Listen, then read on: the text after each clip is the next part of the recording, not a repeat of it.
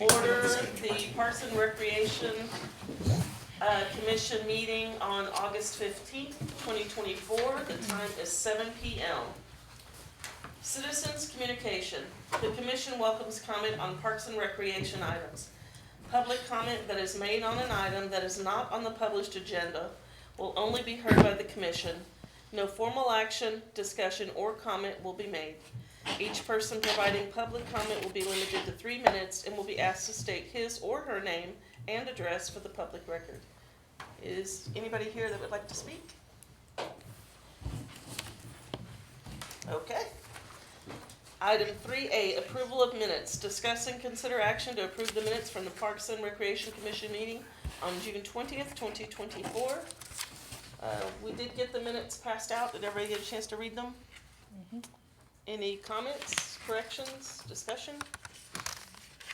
All right, do we have a motion to approve? I'll make a motion to approve the minutes. All right, thank you. Do we have a second? I'll second. Okay, thank you. All in favor say aye.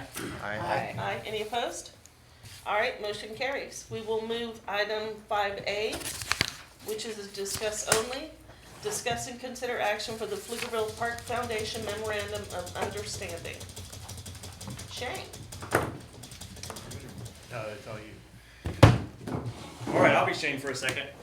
I'm Jeff Shea. As a reminder, I'm the Assistant Parks and Rec Director. And I'll introduce Jennifer and Chelsea to talk about this. But obviously this appointed a subcommittee to look at a park foundation. And I know y'all have done a lot of work in that area previously, hearing from Rumpel's folks and things like that. And so they are ready to present the MOU between the Park Foundation and the city. And so we'll discuss that here, have the opportunity for you to ask questions and go through that. And then I believe we'll bring that back to consider for action. So that's my fault. We didn't provide you a chance to give any feedback yet. So it'll be discussed this time. And then when we bring it back with any of your feedback, it can be considered next time. But it should not hold up any timelines that they're trying to hit for their dates. So with that being said, I'll turn it over to Chelsea and Jennifer. All right. Do you want me to go over there, or I can just I say can next pass slide it. whenever? Pass that. If you want to try that, Okay. good luck. All right. I'll let you know. Everyone. Don't use the scroll wheel. Very touchy. Okay. Great. Well, first, I know the agenda is a little bit shorter. I wanted to take a quick moment of gratitude to be here right now at this moment with this foundation. For those that have been on this commission for a while, the subcommittee was created well over a year ago. So the goal of the subcommittee was to look into what it would take to create a foundation and be a foundation. And it's been a very long road. That is a lot of paperwork, a lot of patience, a lot of maybe not as fun things, but really important to build a strong foundation as a foundation.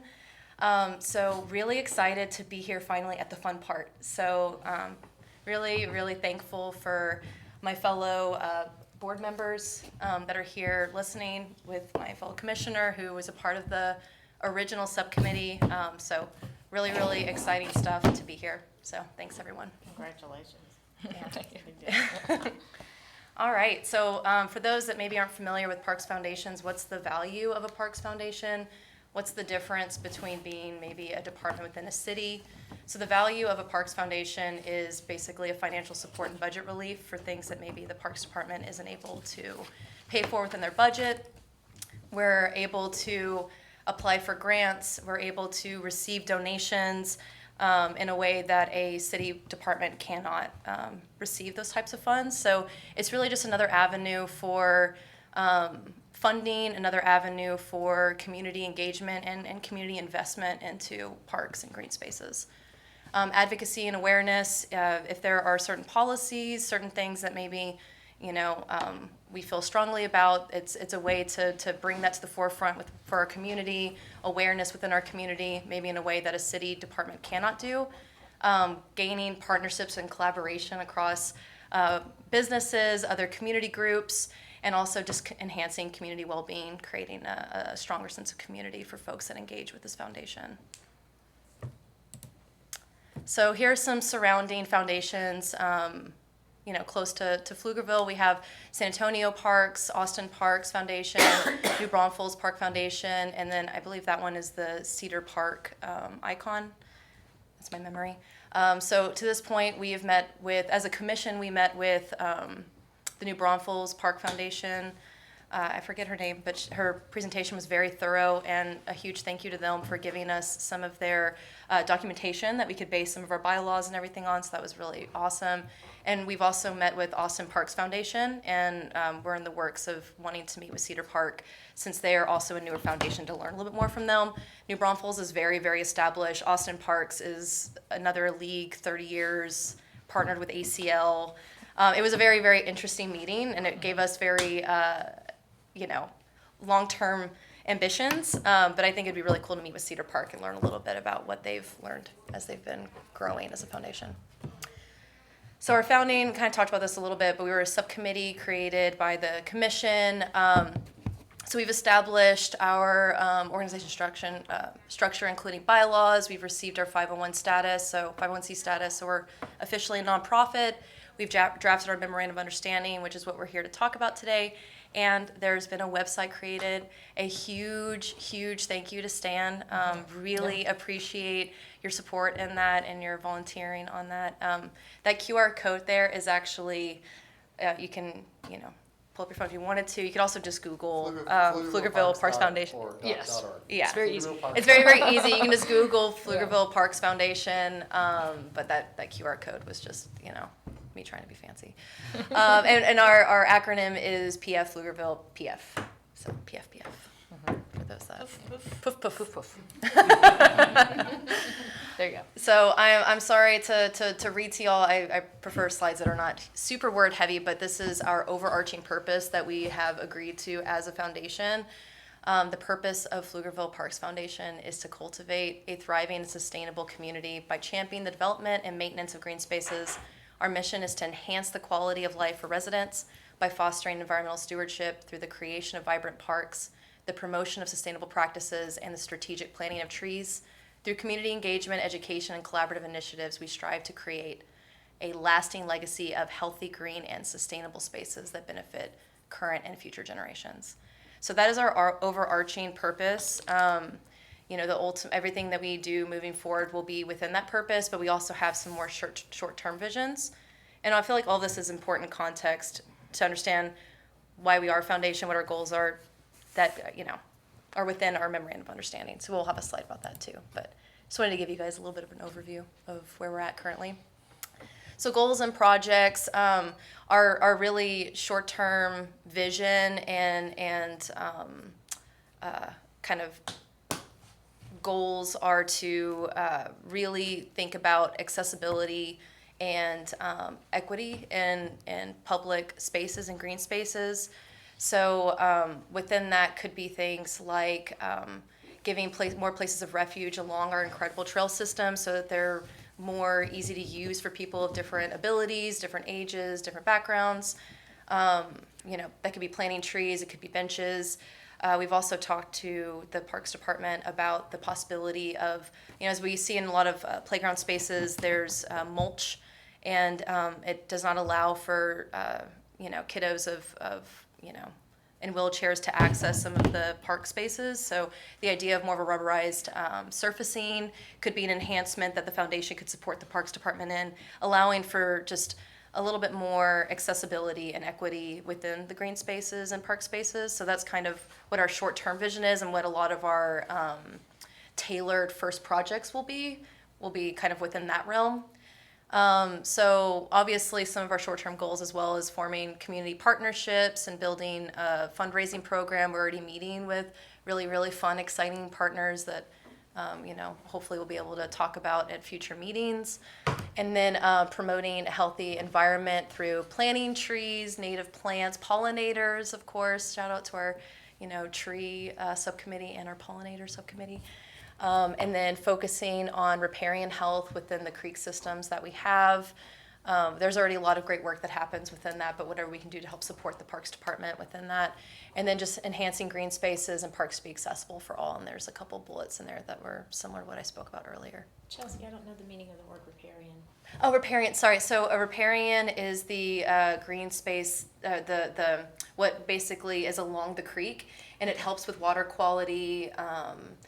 It helps with slowing down water erosion, Okay. and things like that. So the really great things that the Parks Department has done with goats, with pulling out invasive things, replanting is Okay. yeah. And Austin has done some pretty cool like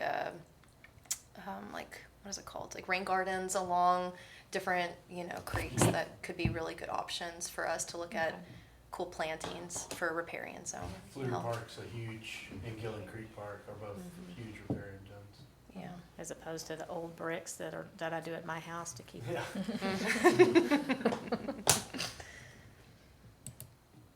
All right, so and I think this is our last slide, but generally speaking, we have a memorandum of understanding. It establishes the goal of the MOU is to establish the foundation as an official fundraising partner. It allows Pflugerville Parks Foundation to really associate themselves with Pflugerville, the city of Pflugerville, the Parks Department as an entity. It forms that partnership between PARD as the representative of the city of Pflugerville and the foundation to ensure projects are funded by Pflugerville, meet and achieve the vision of the parks master plan. So everything we do should be within the vision of the Parks Department, and that includes things from yearly fiscal reports to also having PARD representation at Pflugerville Foundation board meetings. So that's the goal of the MOU. It's been, reviewed by legal. Yeah, so the MOU, we probably should have it printed for you, but what we'll do is we'll send it to you after this meeting, so you have the month to look at it, before the next, date. It's been reviewed by staff, and we actually asked some of our colleagues in the field to look at it from their perspective, folks that have actually managed, foundations before, because Jeff and I don't have a lot of that experience. And our legal teams looked at it, and I guess that's it. We've had those two folks, we've had those two filters go through. So, I read it, thought it was very comprehensive. oh, good. Yeah. And does the And it city, is attached, but we should have printed it out for you. does so we the can council have to approve it or something? What happens on the city side? Yeah, ultimately, we're going to get this board to support that. We're going to go through a lunch and learn, I believe, is the next step, or work session of some sort with council, and then ultimately, so council has the ability to ask some questions in maybe a more informal environment and get some feedback if they'd like, get some head nods on direction, and then if there's any changes, we'll work to do those, and then ultimately we'll get that ratified in a council agenda item in the near future. And then also I'd be remiss, I kind of generally mentioned our board members, but it's myself, Jennifer is our chair, we have our vice chair here, Scott, and we have Raul here as well. So it's the four of us. Carol was one of the original people on the subcommittee. She was a huge part of drafting out the original MOU and helping us with the bylaws, so we'll forever be thankful for her and what she did to help start this. But it's the four of us right now, and obviously as we get more funding, we'll look at expanding as a board. So it was attached, but we don't have it for you tonight. Sorry about that. Is there any questions just in general about this partnership? Any questions you'd like to ask of the board while they're here? We could bring Raul and Scott up if there's any questions y'all want to talk to. They're familiar with this. Are you gonna have an annual board. gala like PF Foundation does? Cause that's fun. The raffles and everything. That's a great question. There's going to have to be some fundraising strategies for sure, which I'm sure they've talked about. We're working on going through this process in such a way that they'll be potentially ready to use Deutschenfest as a fundraising opportunity. But that in and of itself, although however great that'll be, is just a small fraction of what they're probably going to want to bring in over the course of the year. So I'm sure there'll be membership sales of some sort, or sticker sales, or shirt sales, or galas, or something, buy a brick or whatever. I'm sure there's going to be a lot of different opportunities for things. What's the timeline? It's already been a year. How much longer are we looking at before? So we're a foundation. We are a 501c. Yeah. We're here for y'all to discuss. We'll come back for a Yeah. consider. Yep. the goal is city council hopefully before Deutschenfest, and then, so once the MOU is approved, we would be formally recognized as a Parks Foundation associated with PARD. Yeah, they're a But we foundation. are a They're- foundation. yeah. If you'd like to donate, we can. It's a tax This is just formalizing the partnership. Yeah, but we're not trying to instigate a lot of donations. We want the MOU in place to so everyone feels it's coming from a place of partnership and wanting to do it the right way. But we're there. That's why I said we're at the exciting part. Yeah. Yeah, it's awesome. And then, Does this board have any questions about anything they said about some of the fundraising opportunities or some of the things they would focus on?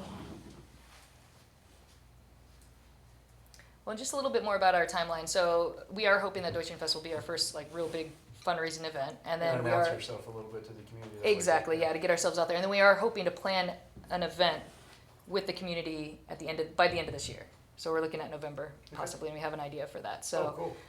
but because we're so new, we're at that stage where we kind of need to fundraise a little bit before we can actually do anything. Yeah. So that's kind of where we're at. But it is very exciting, and I think once we kind of get going, we're gonna get going. So yeah. Are we So gonna have a booth at Deutschenfest? I was just gonna ask about a table, yeah. yeah. So we're hoping for a partnership at Deutschenfest, which we're still trying to work out. But we have talked about potentially doing something with Yeah, of some kind.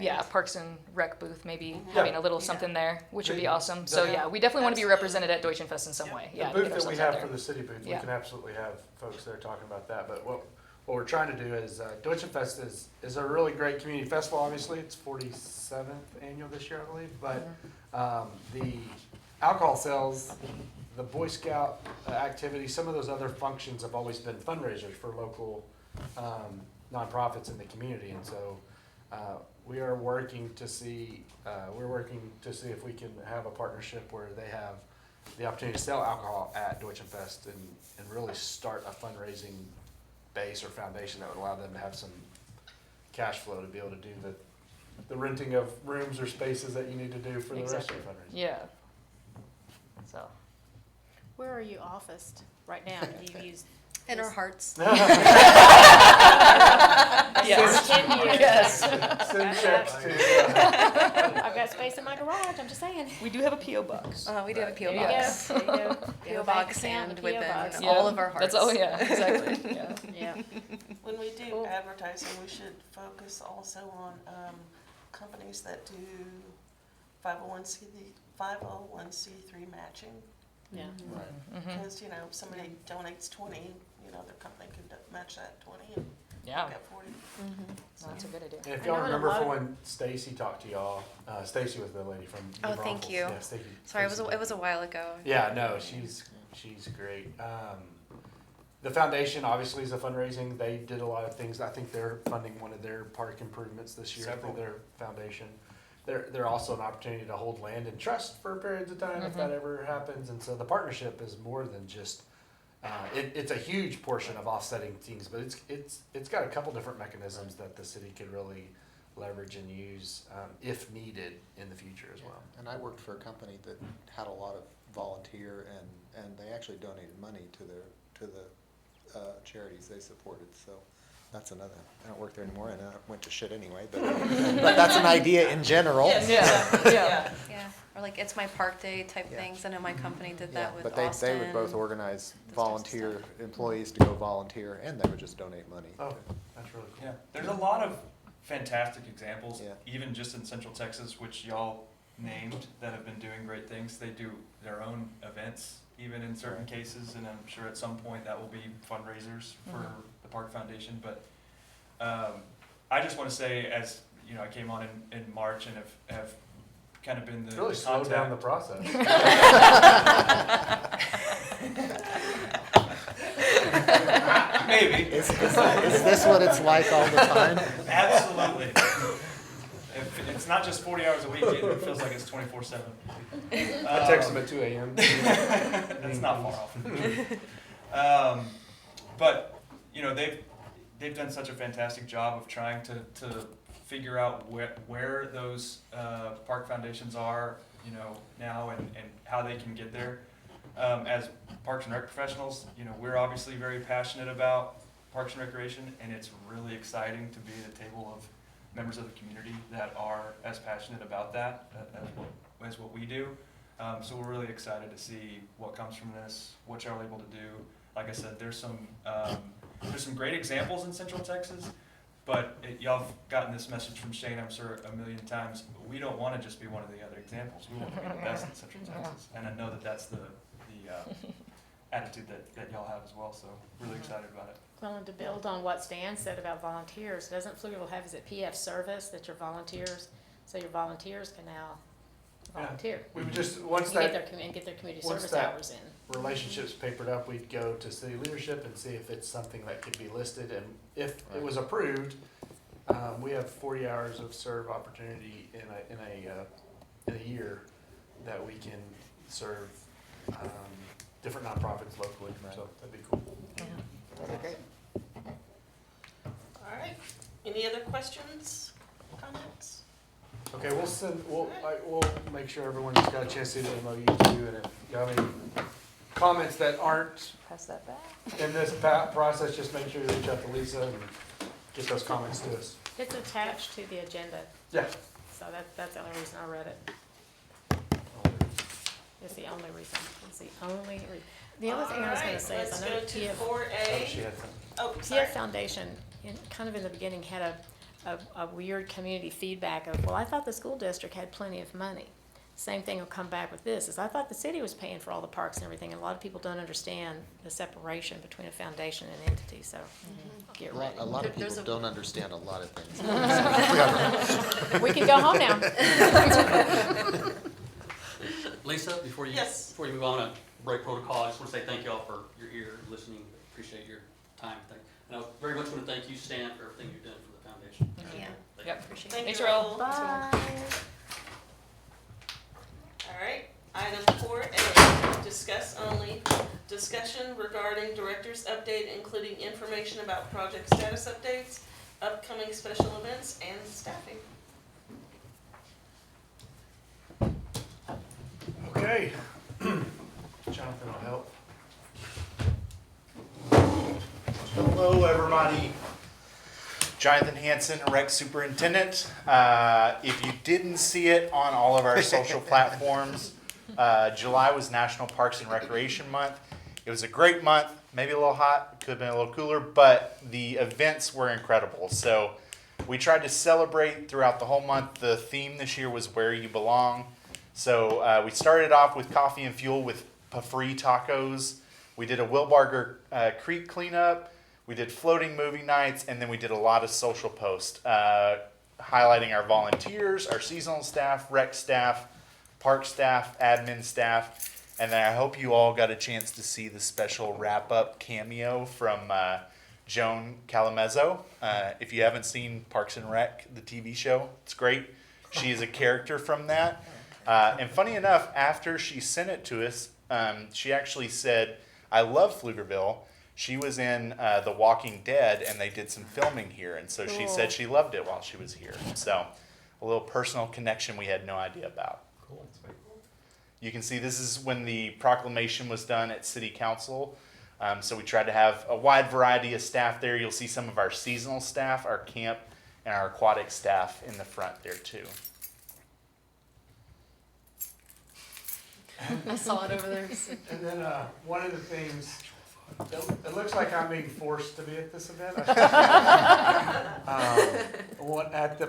At the department presentation for each month, the department gets to present. It's one of my favorite things of the year, and we present during the month of July for Parks and Rec month, and we unveiled our goat shirts. So if y'all remember, we had the goats here for a while, and there was a bit of a flash flood. They were pinned up, and citizens, everybody were worried that they were not going to make it. And we made a joke about putting them in inner tubes, and we put that on Facebook. Our comms team's great. We made a little thing, and so then that made me have to create a shirt. So we're selling those shirts at the front. We've got teal and the black ones. If y'all want one for y'all's discount, y'all can definitely go up there and snag one.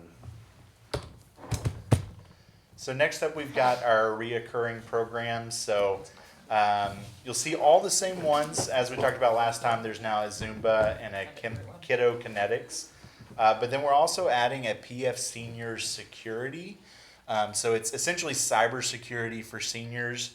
And it's on Mondays. And coming up, they're going to be talking about password managers and multi-factor authentications, automatic updates, backing up your device, and learning about AI using ChatGPT. So it's a great opportunity for our seniors to join in on a lot of the fun technology that's going on.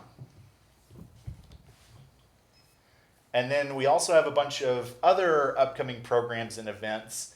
You can see the seniors are doing a lot of traveling.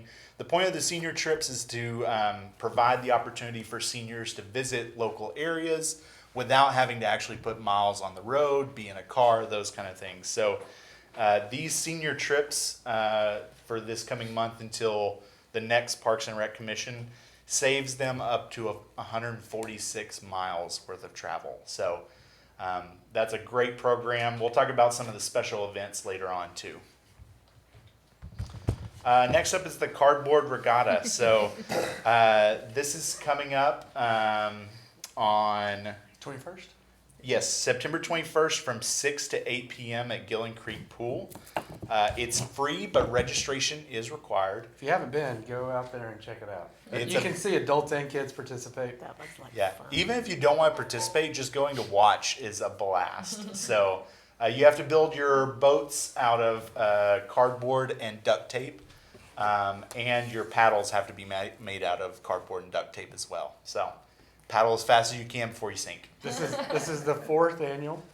And Yes. Tell me even if they- the awards September are in 24th. cardboard. That's awesome. The little trophies are in cardboard. That's It's great. What's the time on that? 6 to 8. 6 to 8, thank you. So next up is the Parks for Pollinators Bio Blitz. So this is our second year participating in this. This is a partnership between the National Recreation and Park Association and Scott's Miracle Grow. And so they partner up. What it is they encourage people to download the iNaturalist app. You go around, you take pictures of pollinators, you take picture of plants that pollinators are using, and it helps them track where pollinators are at and what the environment that those pollinators are in. We actually participated last year for the first time, and NRPA loved what we did so much, they reached out and they did a blog post on what we did last year. It's called Reciprocity, because each department that participates gets entered into a raffle. There's 3 $1,000 What's in RPA for them? Oh yeah, so National Recreation and Park Association, that's the national organization that Parks and Recreation agencies use to do education, funding. It's our membership of society. Yeah, we get certifications through it, and so they're the national organization. And if you participate, you get entered into that raffle, and we won a garden kit, and we used it to build a Texas tea garden at the Heritage House. So you can go there for free, pick your own herbs, and then create your own teas with it. So that was Nice. a part of us participating in last year's Bio Blitz. So it kicks off on September 7th. There is a special event with the Monarch Sanctuary Project, who is one of our pollinator subcommittee members. They are going to do impacting change gardening for our native pollinators. They'll do some free giveaways and teach you how to garden for pollinators at your own home. Next up is Red, White, and Boom. So this is the name of the 4th of July event that we do in partnership with Typhoon, Texas. So this year we had a huge increase in the amount of people that attended. These numbers come from Placer AI, which is that system that tracks cell phone usage data. The ISDs are not included in that. It's a thing between Placer AI and ISDs. Because they're children, they don't track that data. So excluding the ISD facilities, You can see all the numbers there. Which and is a huge parking lot for us. 'Cause Yes. Hendrickson High School gets a lot of parking spaces, yeah. That's where I was at. Yeah, Well, you didn't count. yeah.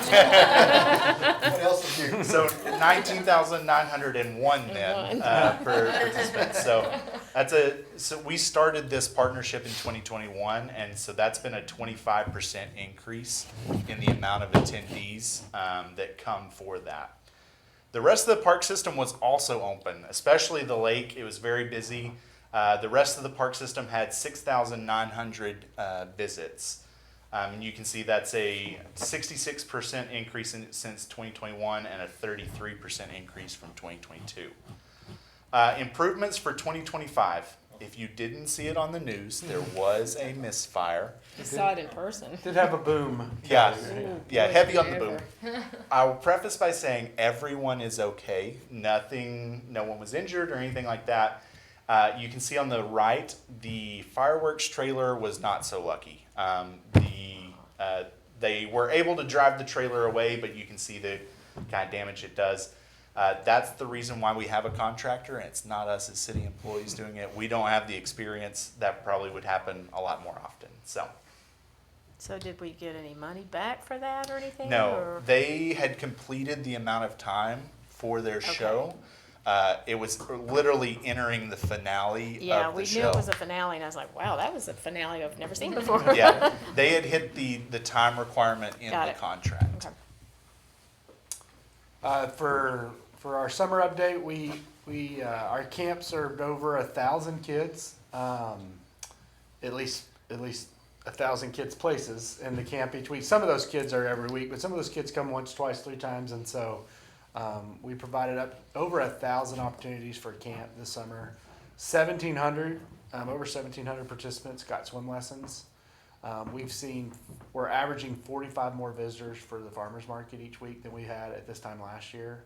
And then summer usage, you can see this year from essentially January 1st to the end of, June 1st to the end of July, just those 2 months.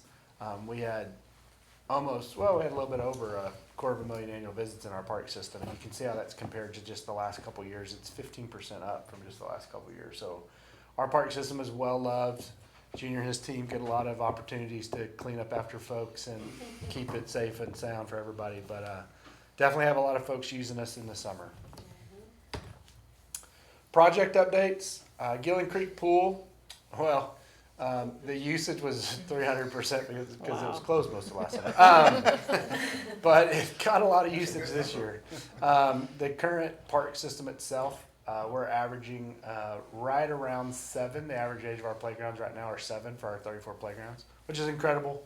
It was over 13 when I first got here 5 years ago, so we've really brought the average age of our playgrounds down. The shade went from 60% to 97%.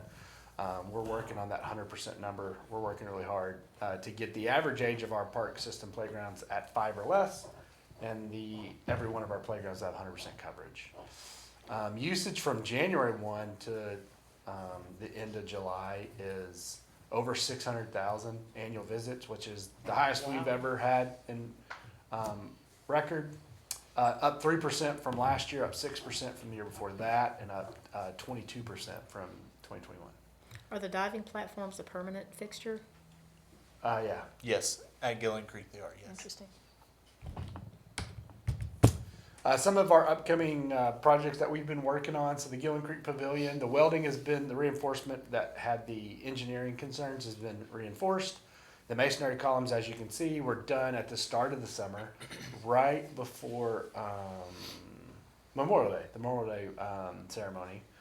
We finished those up. The picnic tables and trash cans were replaced at that time as well. And then we took a pause on updating the pavilion as we had camp kids in there all the time. That was kind of one of their respites over the summer, the beat the heat spot. And now that they are back in school, juniors got some guys out there, and they're painting. They're wrapping up painting now, and rain gutters will happen in the fall. Do the masonry columns serve a practical purpose, or is it just? So all the welds that had any type of structural issues were exposed. And so they reinforced the welds and then put that masonry column around to protect them from the elements. So they shouldn't have, and obviously decorative, Right. but they provide reinforcements and protection of those welds and the support moving forward. Still working our partnership with Austin, the Austin Football Club, Austin FC. It's with their nonprofit foundation, 4ATX. We've hired Emily, or they have hired Emily Eisenhart to create the mural that you see there. And it's going to be the first of its kind in the country. When you talk about, it'll be the first in the state to have the basketball goals that have the soccer goals in ground, and one of only 10 or 12 in the whole United States. But none of those 10 or 12 have any mural on them. And none of those 10 or 12 were also fortunate enough to work with the local professional sports association. So it's really the first of its kind to have a collaboration like this. And I will not say that it has been easy. There's a lot of different people that we're just trying to make sure we get all the boxes checked, and we're doing things that no one else has done. And so when you're doing it for the first time, there's no one else to really talk to about it. So we've definitely learned some things along the way, but we're on track right now to have our ribbon cutting for this event September 7th. Is that the right date? That's right. Is the painting gonna be done? Yeah, that's right now we're on track That's for it. the goal, yeah. That's the goal. Yeah. And once we have that confirmed, I'll send it to you so you have the time and everything. You can make sure if you're available, you can be there. This is a really cool sports court and a really cool collaboration. We're excited about what it's going to offer the community. Heritage Park, we ribbon cut that a couple weeks ago. That was, if y'all remember, our playground of distinction. For the design, we had a couple council members there, city management staff were there. We had kids from camp there. It was a really cool day. You can kind of see the playground there and the improvements. And a few of our council members are posing with the award. And then Jeff, this is a great screenshot. Should I just leave it? No. Welcome to Heritage Park. My name is Jeff Shea. I'm the Assistant Parks and Recreation Director for the city of Pflugerville, Texas. We are the trail capital of Texas, so it's easy to get here. You don't have to drive. You can walk from wherever you are. We're excited to partner with Playcraft and Playwell to bring this wonderful playground to this community. The Red Barn theme of the playground and the tractor, it's going to be a great opportunity for families to learn about that ag history of Pflugerville. The Heritage Park Playground is open to the public, so come visit us. We're excited to see you.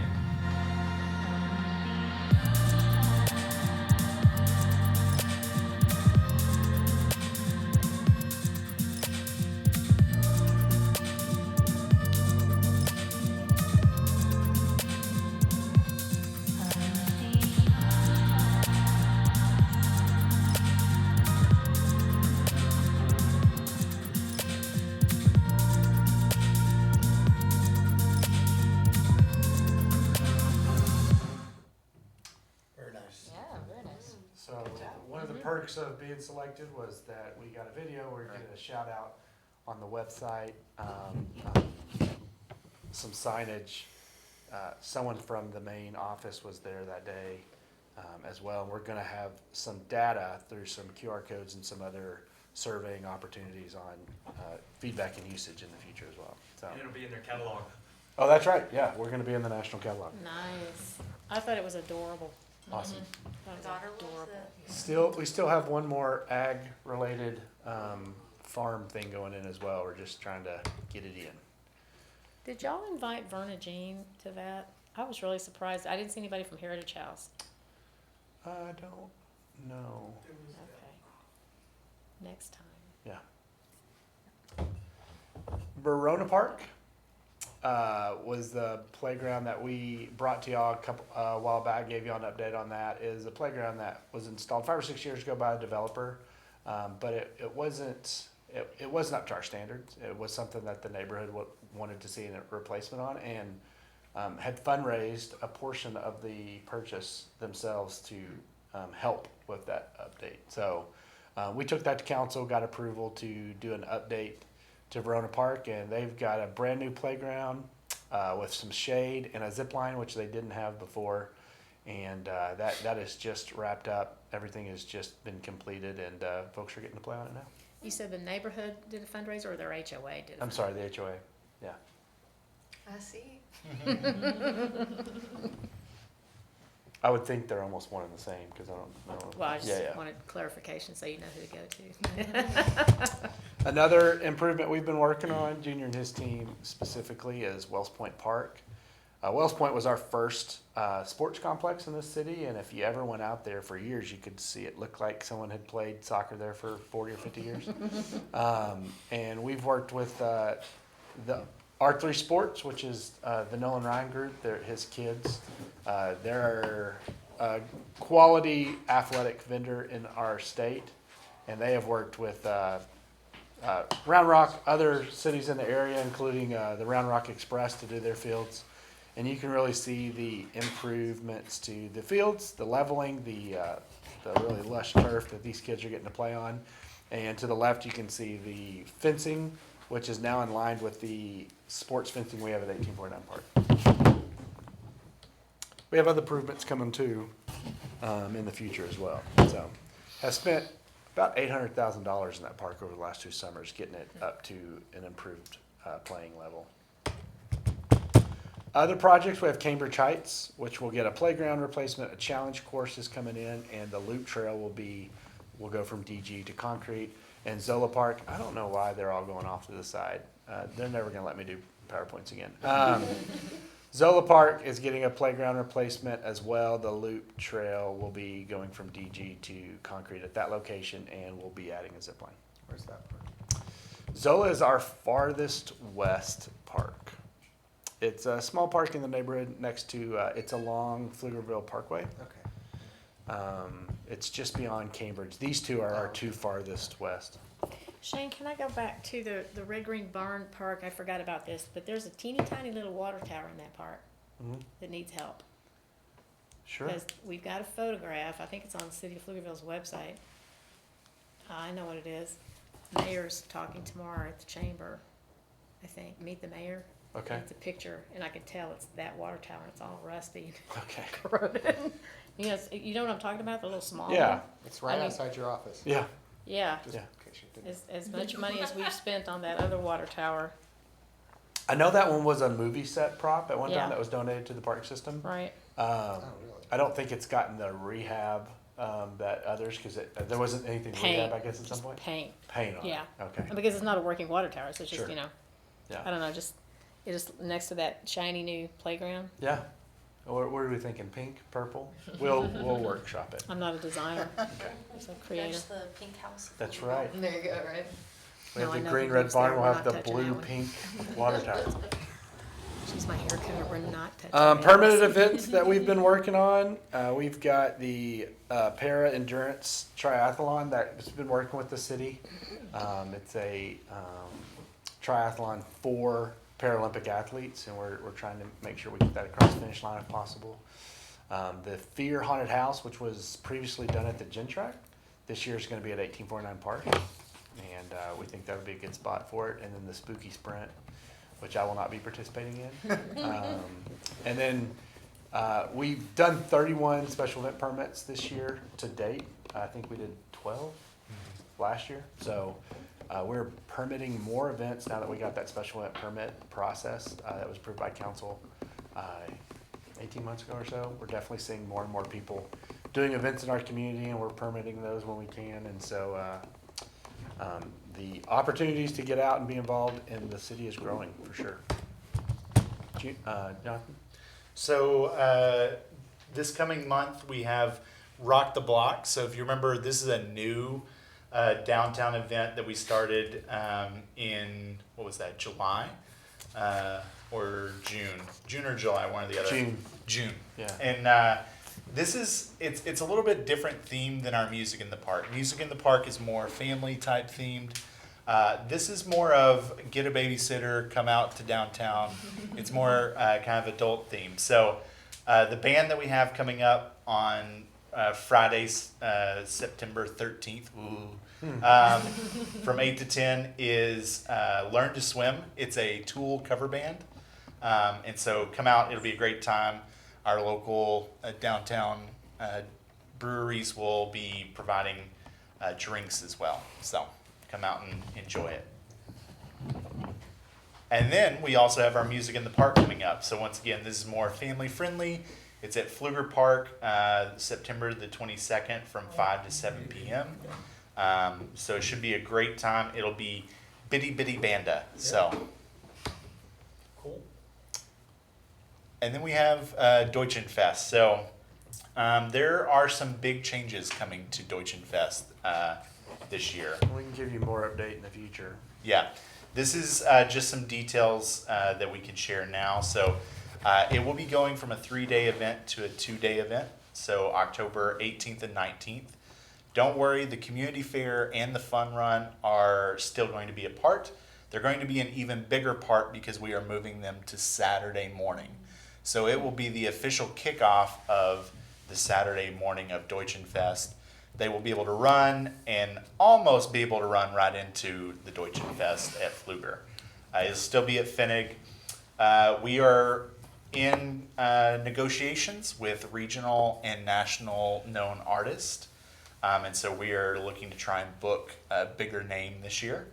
And then we are increasing the food and artisan vendor spaces. We are moving, if you'll see in the map, food vendors are moving to the side of the concert grounds, which last year they were where the other vendors are at. So that allows us to increase vendors and also increase the amount of food because they have to be properly spaced according to fire code. So that gives us more room on that side to add in more food vendors. And who doesn't love more food? So.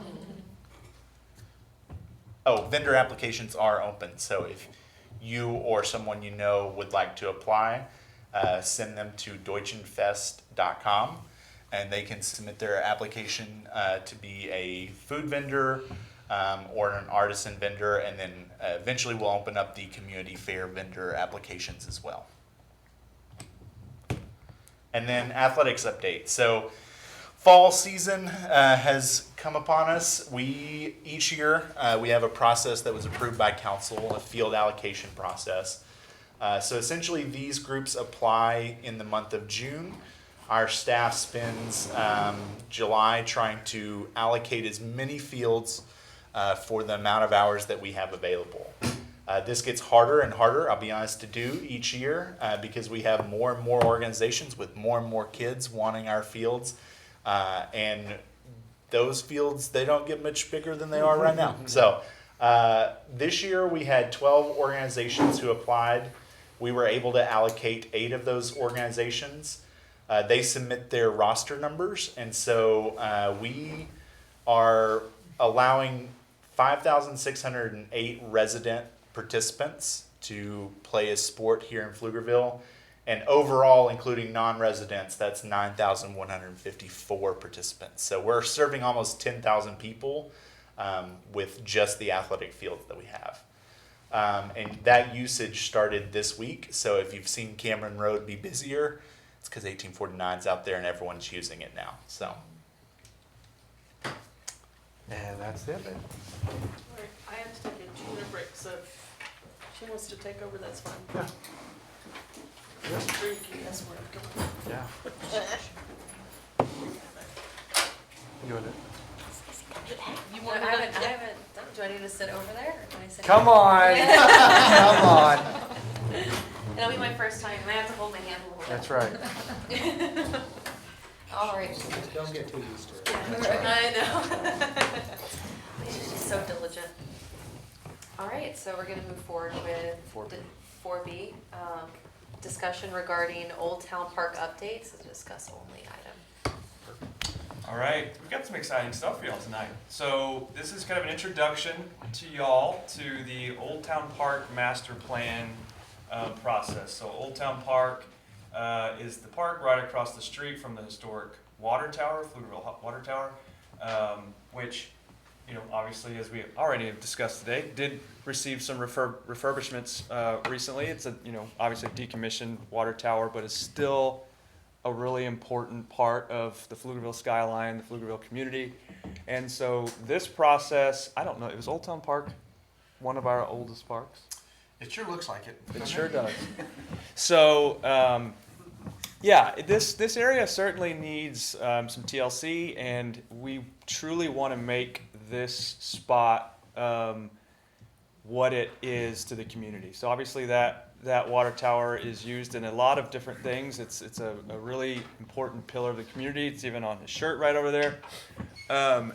Next to our mountain range. Extra mountain range, right? And so this process is going to be, how do we get there? How do we make it so that this spot looks as important as it is to our community?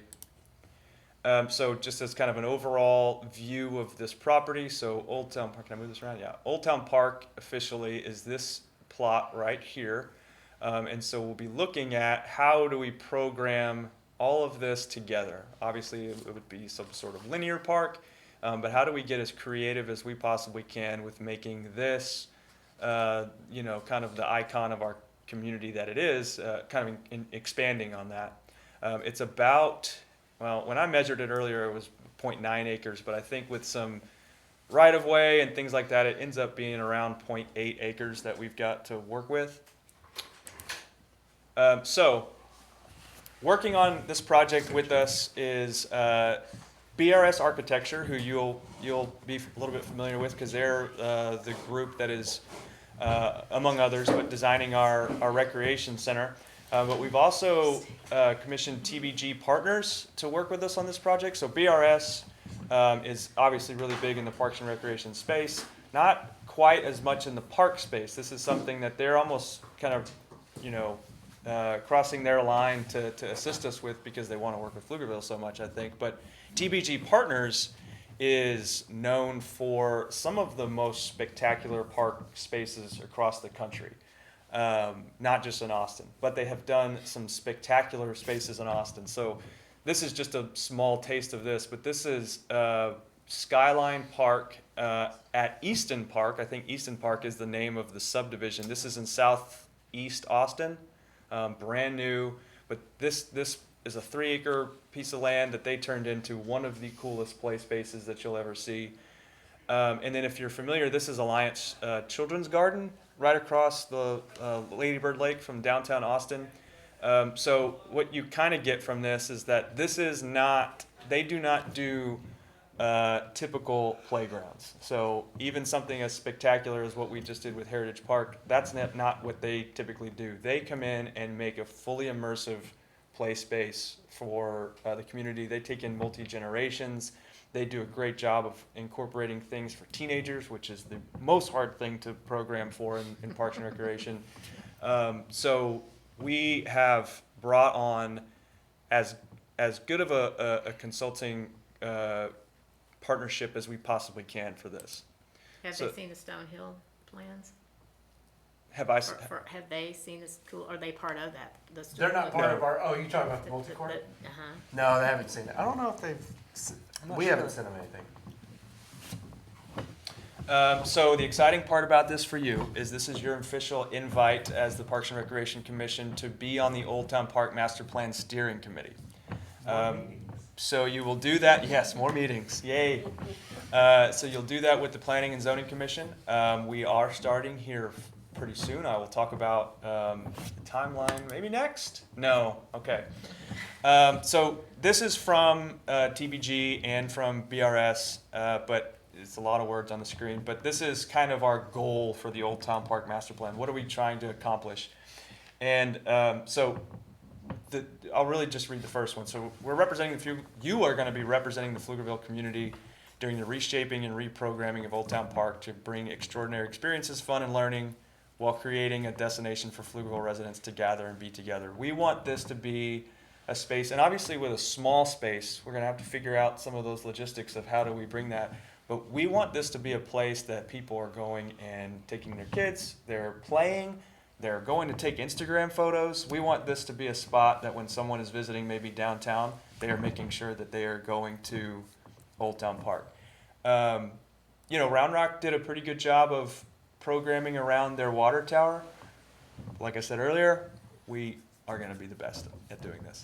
You're gonna have to bring Round Rock Donuts into this space then. Pflugerville donuts. Done. Someone's got to Got a do little it. kiosk.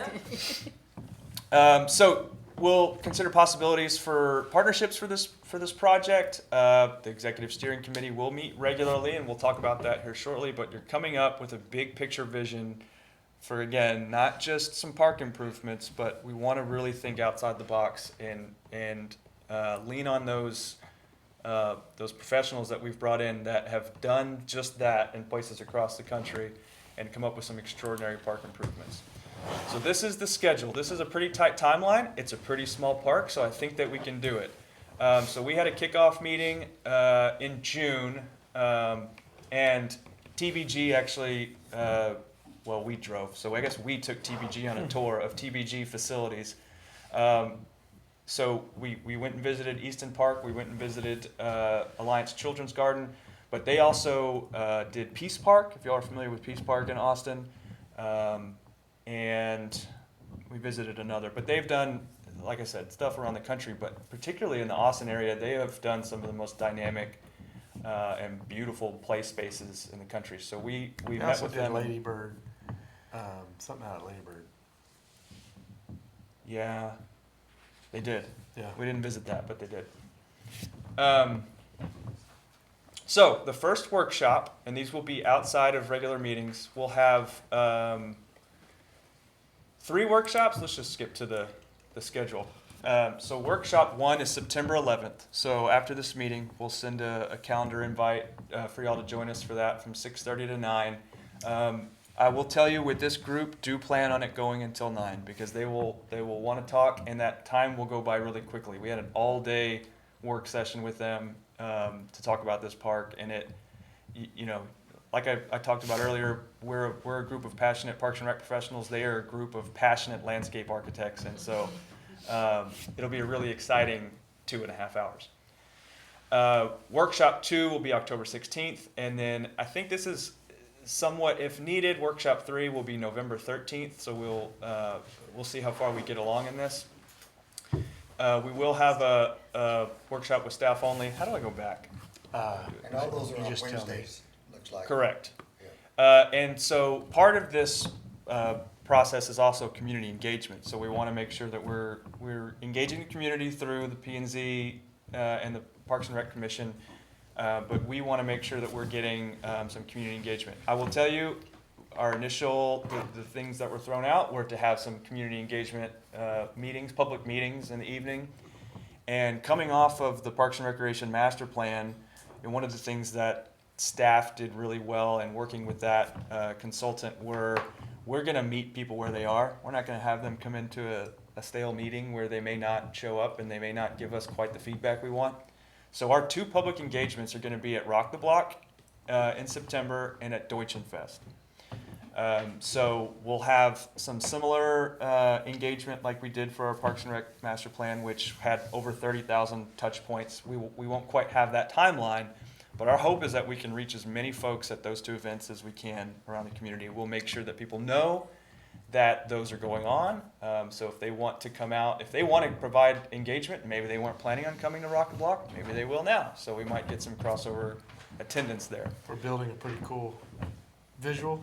We're going to be building a pretty cool visual, yep. So if you can, make sure to try to be there for that. We'll allow the steering committee opportunities to engage with the public at those as well. Did I understand you correctly that we are automatically on the steering committee? You are automatically, Okay. You're invited, yeah. We understand that you may or may not be able to make it, but Gotcha. these 2 boards have been invited and you're going to be the ones steering this. yep.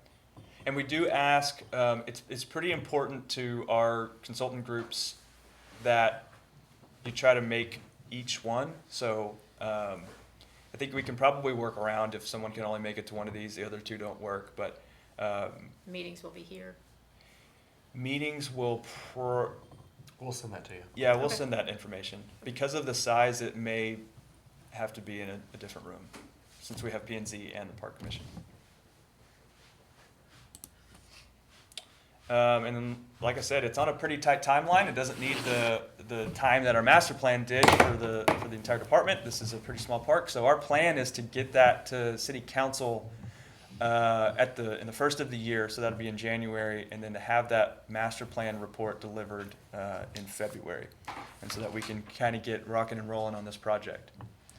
So with that being said, any questions? I can send this out as well. Yeah, we'll send calendar updates so y'all can accept them too, and they automatically go into your calendars. Did y'all say, oh, sorry, go ahead. Why is planning and zoning part of this? I mean, they're not part of most park improvements.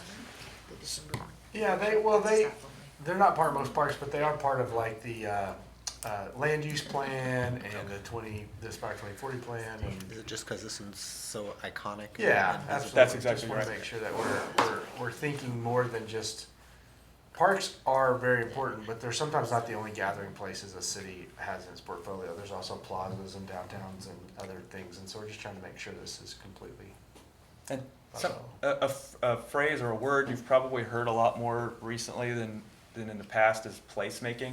You know, we're trying to create, it's not just a park, it's we're creating a place that really is just the water tower. It's got a playground, an old playground, but it's more than just park development. It's you know, placemaking.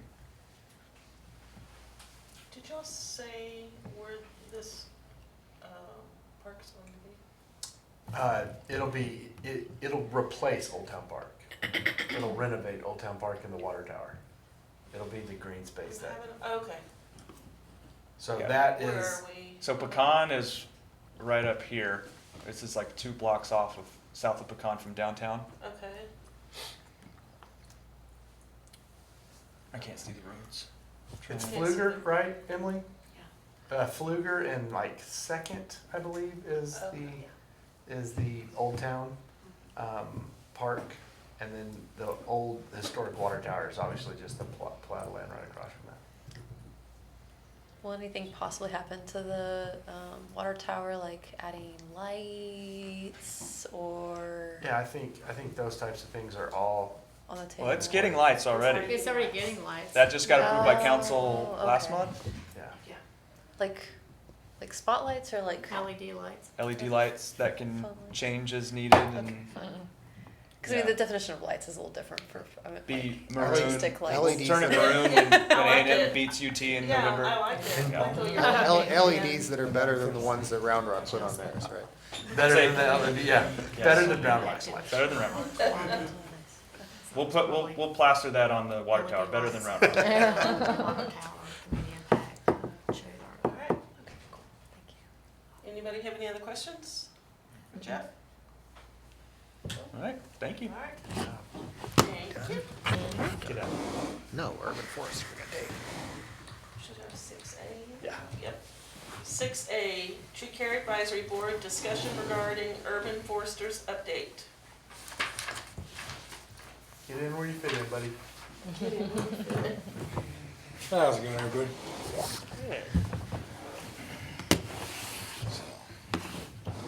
Me and Stan actually planned having matching outfits. That's right. Can't Call tell me. y'all apart. All right. All right, so it's been a couple times. I was supposed to be here where I didn't. First time I was on vacation, and the second time we got canceled because other people were on vacation. All right. So this happened earlier in the year, but I was told there were some questions about it. But we got the Growth Award this year for the first time. We will continue to be getting the Growth Award. I'll make sure of it. It's really not that hard, but it's just another kind of feather in our hats. So how you get it, it's through the Arbor Day Foundation.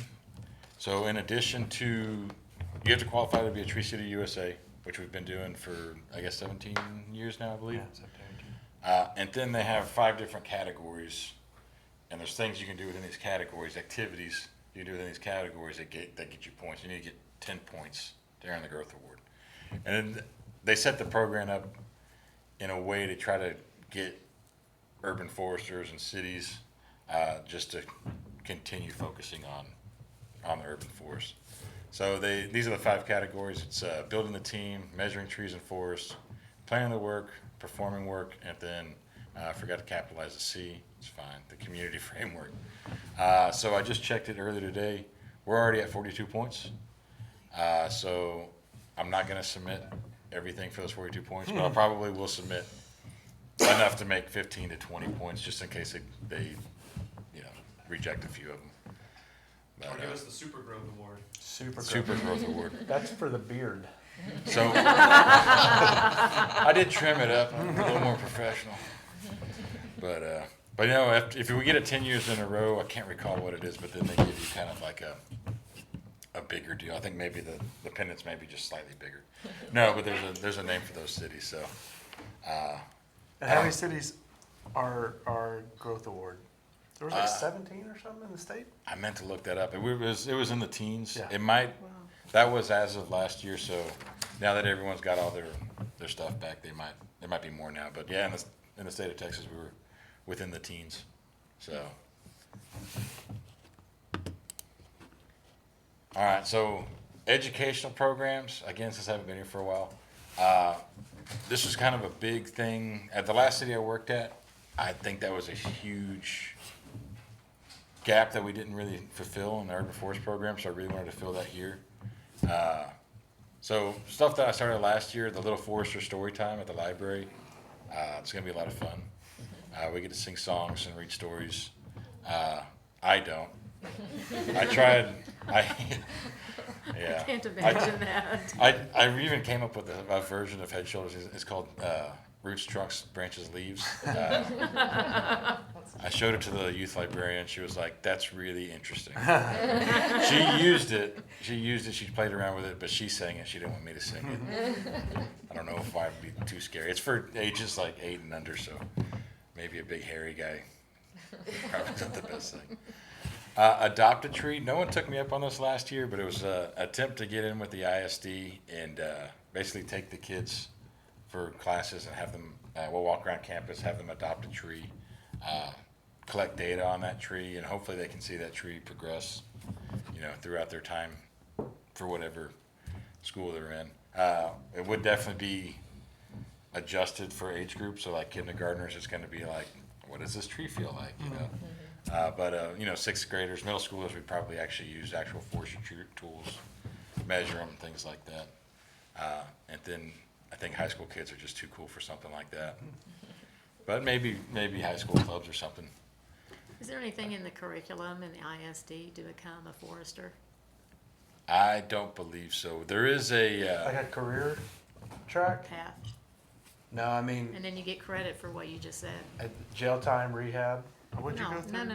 yeah. Where'd we find you? Was that it? That's actually, you'd be surprised how many arborists start that way. We actually, there is a, I think Jonathan can tell you more. What is it called? The Youth Works? Oh, yes, The internship? Texas Citizen Corps. Yeah, the Citizen Corps, where they do take kids that aren't doing very well in high school, and they do give them some on-the-job training. Hopefully they reach out. I know he name dropped me during their meeting, because I think that would be an awesome thing to get some kids in here. And Well, even at the food pantry, we've got a young man who just didn't have enough hours to graduate. There was no criminal history, anything like that, so he comes in and works in the food pantry. Yeah. So if you've got students, that's a great choice. yeah, I Like to think it'd be. get outside. I'm really disappointed that no one took me up on it. Every teacher, every administrator, here's my card, here's this thing. Everyone always seemed pretty excited about it when I talked to them, but Go with the counselors. I think at some point I think when you get to the people on the ground, there's something stopping them above them. But I'm not going to get into conspiracy theories. Anyway, I think there's people in the middle that keep it from happening. Middle management stuff. Anyway, I also, Parks was doing this before I showed up, but Nature Fest for 3rd graders. So I gave a presentation over there.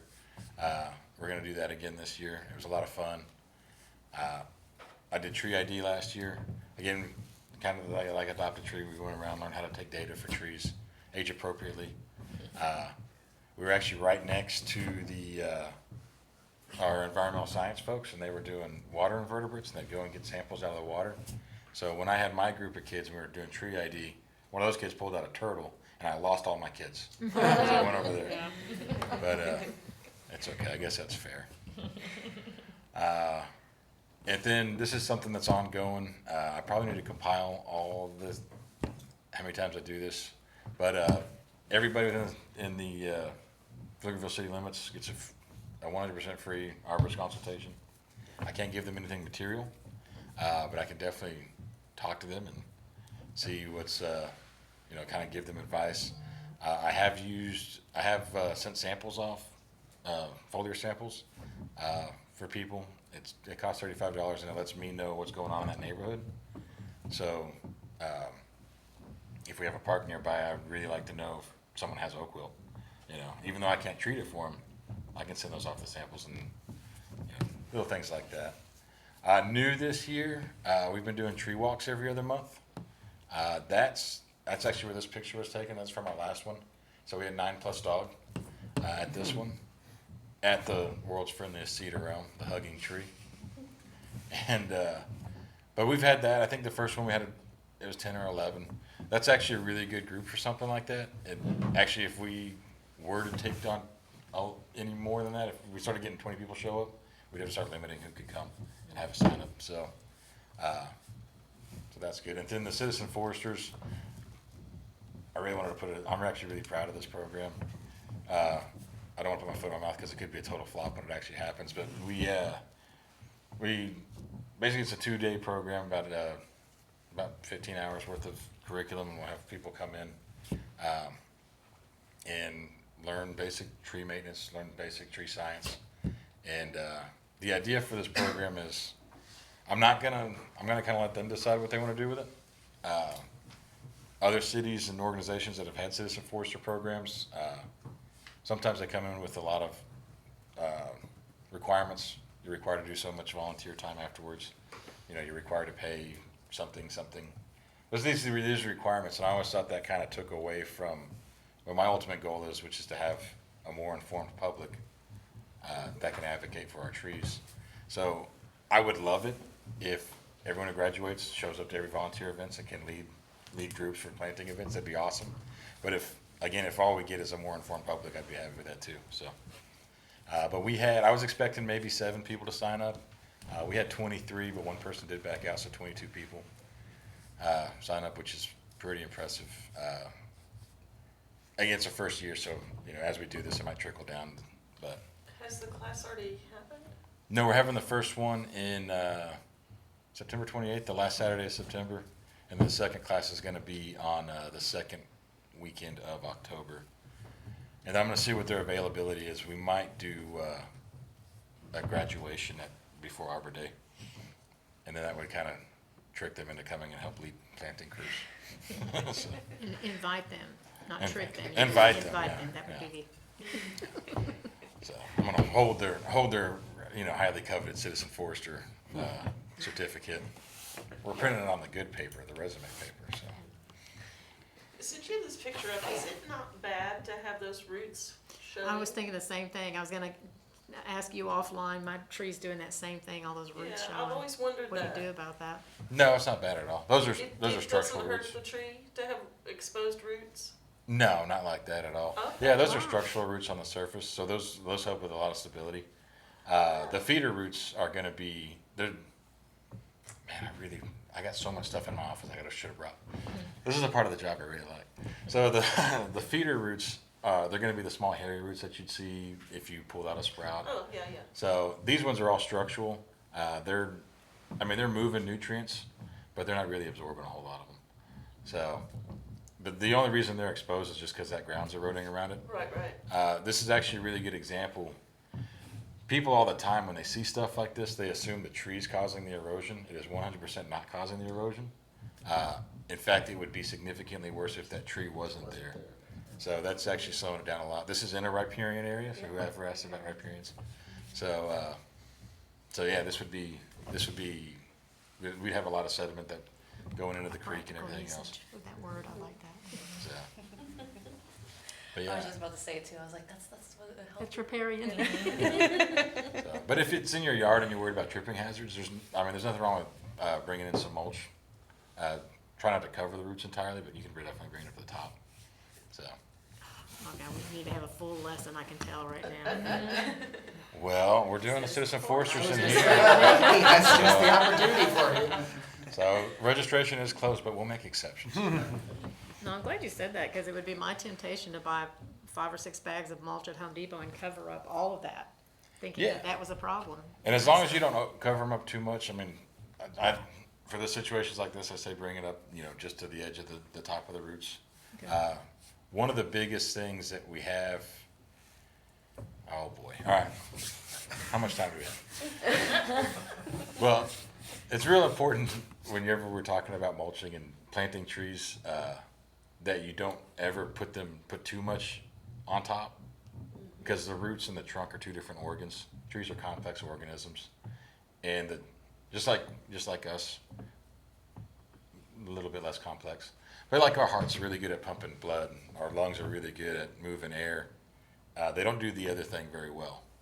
So roots are supposed to be in the ground, and surface roots are just fine. They do a good job with what they do. Trunks are supposed to be above ground. A lot of times when people pile up mulch on top of them, you've done that. You've switched the lungs and the heart, and you put the organs where they're not supposed to be, and they cause a lot of problems. So, please mulch. Mulch is one of the most important things you do for trees. Proper mulching is one of the best things you can do for trees. That right there is Yeah. what's gonna get a child's attention. Okay? All right. Tell everyone you know about adopt a tree. You're speaking with your heart. You're speaking from your heart and your passion, and that right there is gonna get some child to be interested in what you're doing. Hopefully. We at Nature Fest last year we gave out junior forester. Unless there's a turtle, right? What's that? Unless there's a There's very few things that beat turtles. I run when I hear someone say turtle, I'm like, there's a turtle? But the bald cypress tree was really big. But it doesn't move. I can come back to the tree, I can't come back to the turtle. That's Do we true. have any plan or money or whatever in place to give away trees, like baby trees? We do Trees are tree expensive. giveaways Okay, occasionally. okay. So we'll have some giveaways at Arbor Day, and that'll be it. My biggest dream is that I'm going to start taking, if I can ever beat the squirrels with the pecans at Big Shady, start germinating some of those and hand those out. Call them Lil Shadies. Put a t-shirt up too.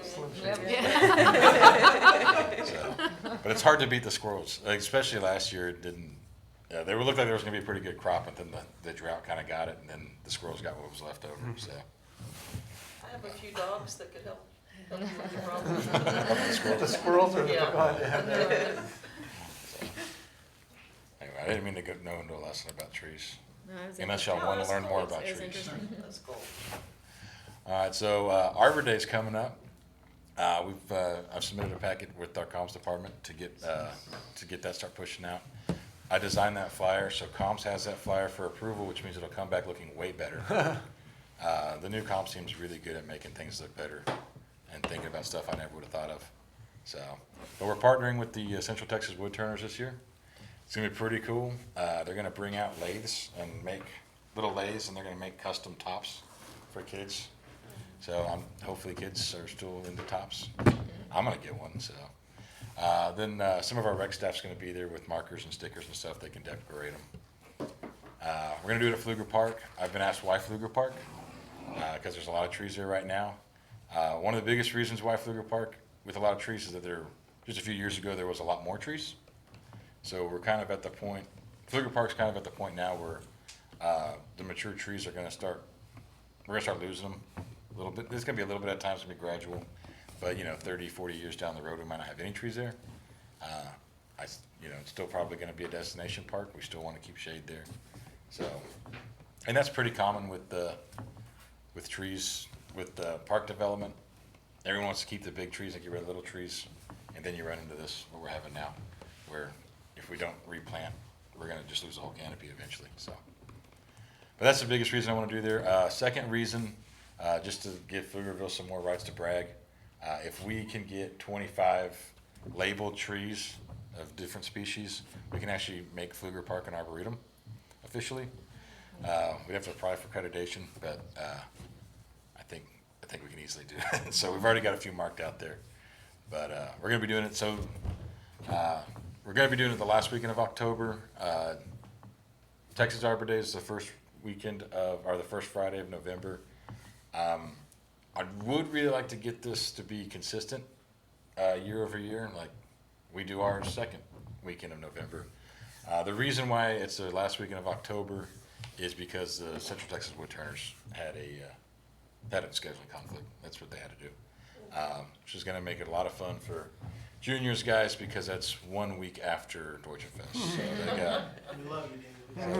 they got to clean up the park and then go back to the park and punch holes and do everything else. So it's gonna be a lot of fun. Only for you, buddy. So, That's also the same day as the Chamber Expo at Typhoon, Texas, by the way. uh-oh. Just This would saying. be more fun. Just saying. What's the time frame for the Chamber Expo? It is 10 to 2. Yeah, That's they it. won't- People Yeah, have it's time just- to show up. Yeah, I mean, it's perfect. The more people you They bring won't to have this your event, Central you know. Texas top guys though. Yeah, they're not gonna be getting custom-made tops from the Central Texas Woodturners. Yeah. And then something, I asked, but I think I was a little late on getting the Arbor Day proclamation read at City Council. I'm gonna submit it before the end of August this time around, and then ask that it get read. And then the Tree Care Advisory Board, is gonna be there to receive it along with some reps from the Central Texas Woodturners. So, be ready to take some pictures with the mayor. All right, and then the IRA grant update. So, online registration is available right now for volunteers and recipients. It says over 35. I just checked it while I was over there. It's actually 42 now. That is over 35. That's technically correct.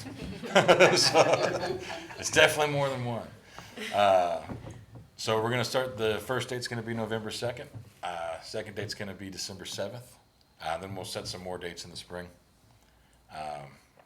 So signage and door hangers. I'm gonna go ahead and put this in there. So this is the sign developed by our comms, because you should have seen the mess I sent over to them for approval, and they're like, nah, let's not do that. So this is the sign that got approved from. What we really need to do is, what I need to do is get out there and start knocking on doors and get people to sign up for, because we can have 40 people that want to plant trees, but if we don't have anywhere to put them, you know, we'll be out of luck. And then these are the door hangers. We also did it in Spanish, just so everybody, hopefully we can reach as many people in the neighborhood as possible. Just so everyone knows, why don't you explain what this grant is? So this grant, because I think, did we have more council members than last time? But this grant was basically, as part of the Biden-Harris Inflation Reduction Act, they gave $1 billion to the U.S. Forest Service to distribute for community tree planting projects. Not just planting projects, any kind of community forestry projects. We were recipient of a very small amount. It was $150,000. Talking to so that $150,000 they're doing a pass-through through the Arbor Day Foundation.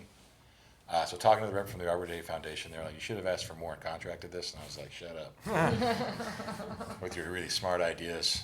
But no, I think a big part of this was that it is a community forestry grant. I think having volunteers and being community-led is pretty important. We were restricted to some neighborhoods. Right, I was gonna We say, are yeah, restricted to some by- neighborhoods. by income. Yeah, yeah. I'm not sure what the calculation was. I think income's one of the calculations, but they're not. I don't know. The regions they split neighborhoods and everything else. It's I don't know how it's math beyond me, but yeah, for us to not have to do a matching grant. So this is 100% funded by them. We don't match them, which was a pretty big thing I wanted to get done, because I'm not really good at begging for money from cities, from my employers. But they just gave me a P card and said, go at it. No. Chelsea, he needs to be on your board. You have to be good at begging. So school planning 24, the board and myself met. We're gonna get this going again this year. I'm actually really excited for it. There was some hiccups last year, but that just made it more exciting. Some things that we're gonna change this year. So first step, we're gonna go try and check all the trees that we planted last year and get an idea how many of them survived. Try to diagnose the ones that didn't survive, why they didn't die. I got some pretty good suspicions, but I won't go in with a biased opinion. We're gonna also require the schools to have a watering plan. That doesn't mean that they need to have automatic irrigation. They just need to have some kind of watering plan. It can be our fifth graders are gonna come water it, once a week on Wednesday after school, and then we'll have Mr. and Mrs. XYZ do it during the summertime. It can be that simple, but definitely something to just make them think about it. Because I'm not sure if you know this, it gets pretty hot in the summertime around here. Trees really need water, so. So the school planting system is different than the adopt a tree. Yeah, this is completely different. So this is more, this is just, So why wouldn't you merge those together? If there's gonna be trees on the schools, could you not get children to do the adopt a tree on the schools? we tried that last year. We actually, in the Didn't. same email to administrators that wanted Sorry. trees, we put it in there and It's my first year to be on the board, so. no one responded. I don't think you would have known that if you weren't on the tree care advisory committee anyway. But, yeah, we tried doing it in the exact same email. And we got a lot of response on the tree planting, but not a lot on the education side of it, which I think is weird. My kids go to PFISD too, so, Try again. yeah, just keep hammering it down there. And show up and do a really good job, so. So, yeah, we're also gonna have the, schools do coordinate with the maintenance staff in advance, hopefully before they send us a plan. And then, I put this in there, retrain our staff on proper planting procedures. We don't have a date for that, but that was already I already asked Junior and Jose if I could grab staff for an afternoon. That was gonna be part of what we went over was tree planting. Also chainsaw safety and tree pruning. Come on. So, but I think, did I have any more slides? I think that was it. Oh, awesome. There we go. Thank you. Good job. Good presentation. All right, item 7 adjourned. Do we have a motion to adjourn? Motion. All right, thank you. Do we have a second? Second.